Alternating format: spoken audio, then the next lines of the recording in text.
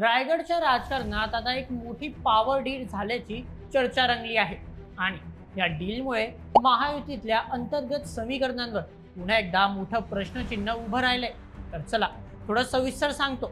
सध्या राज्यात विधान परिषद निवडणुकीचा हालचालींना अतिशय वेग आलाय, परंतु सर्वात जास्त चर्चा सुरू आहे ती रायगडच्या जागेची.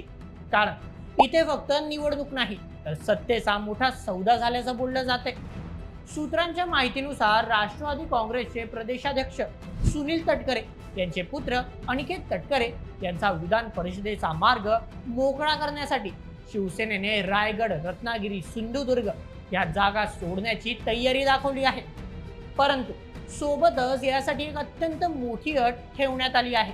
म्हणूनच या प्रकरणाची सध्या राजकीय वर्तुळात मोठी चर्चा रंगली आहे.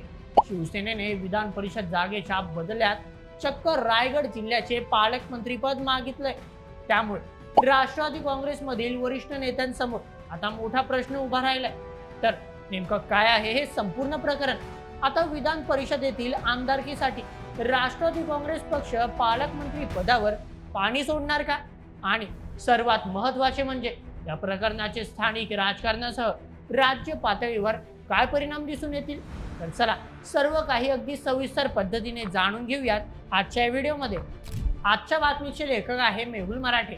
तर मित्रांनो, सध्या महाराष्ट्रात होणाऱ्या विधान परिषदेच्या 17 जागांच्या निवडणुकीमुळे संपूर्ण राज्यभरातून विविध राजकीय नाट्य समोर येत आहेत. एकीकडे महायुतीत जागा वाटपावरून मोठी रस्सीखेच सुरू असताना तर तिकडे एकनाथ शिंदेंनी चक्क बहुजन विकास आघाडीला विधान परिषदेतील एका जागेची ऑफर केली आहे.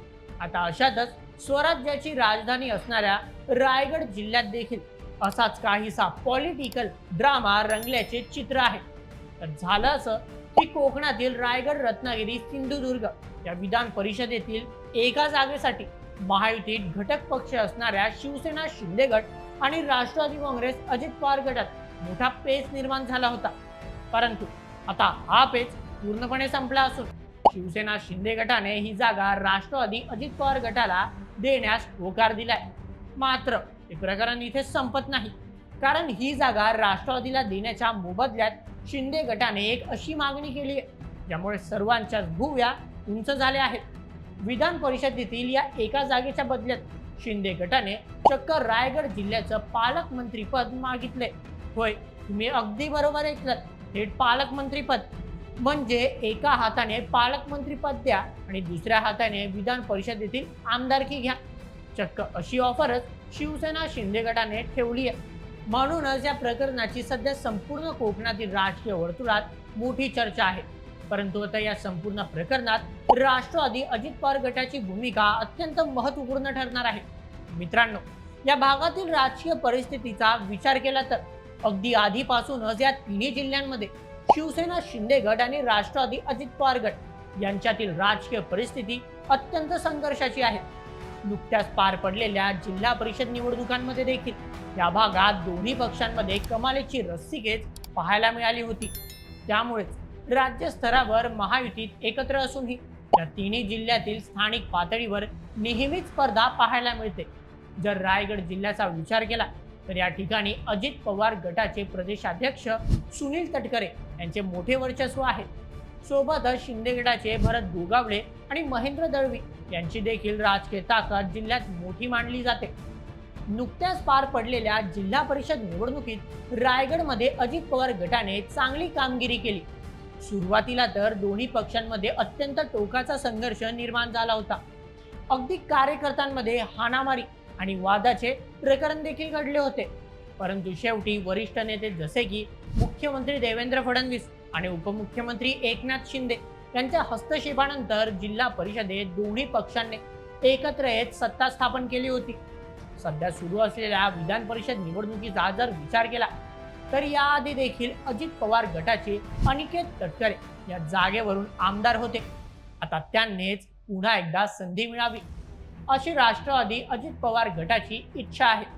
मात्र शिंदे गटाचे नेते भरत गोगावले यांनी या जागेवर आपला दावा ठोकला होता. परंतु ही जागा अनिकेत तटकरेंसाठी सोडण्याच्या बदल्यात त्यांनी रायगडच्या पालकमंत्री पदाची मागणी केल्यामुळे आता राजकीय वर्तुळात मोठी चर्चा रंगल्याचे दिसते आहे. रायगडचे पालकमंत्री पद हे गेल्या 6 वर्षांपासून रिक्त आहे.